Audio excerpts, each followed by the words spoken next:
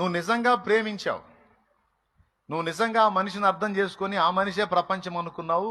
ఇప్పుడు నువ్వు నీ నుండి వచ్చేటువంటి స్పందనల వల్ల ఏమర్థమవుతుందంటే నువ్వు నిజమైన ప్రేమికుడివి. కానీ నీలాంటి నిజమైన ప్రేమికుడిని వదిలేసి మాయ మాటలు చెప్పేవాడిని, మాయ కథలు చేసేవాడిని ఆమె సొంతం చేసుకుంది అనుకో. దరిద్రులెవరు? దరిద్రులెవరు? ఈ ఒక్క లాజిక్ నువ్వు అర్థం చేసుకోగలిగితే నువ్వు త్వరగా రికవర్ అయ్యి శబాష్గా ఉంటావు అనమాట, నంబర్ 1గా ఉంటావు అనమాట. దరిద్రులెవరు? రియల్ లవర్ ఎవరా? నువ్వు నిజమైన ప్రేమికుడివి, నీది ట్రూ లవ్. కానీ నిన్ను వదిలి మాయ కథలు చెప్పినవాడిని నమ్మి అవతలకి వెళ్ళింది.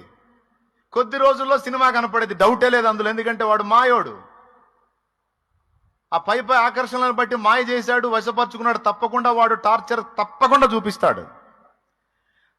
బ్రతుకంతా నీలాంటి నీతిమంతుణ్ణి, నీలాంటి నిజమైన ప్రేమికుణ్ణి కోల్పోయినందుకు ఆ పనికి మాలింది ఏడవాలి. అది శాపగ్రస్తురాలు, అది దరిద్రురాలు, అది భ్రష్టురాలు. ఇదేందిరా రివర్సు?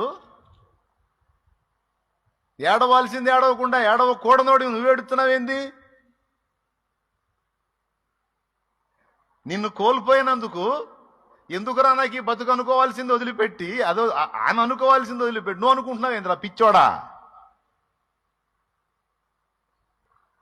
అరే ఇంత మంచి వ్యక్తిని నేను కోల్పోయానని బతుకంతా దుఃఖపడేటట్టు సవాల్కరంగా బతుకురా పనికిమాలోడా అని చెబుతున్నాను నేను.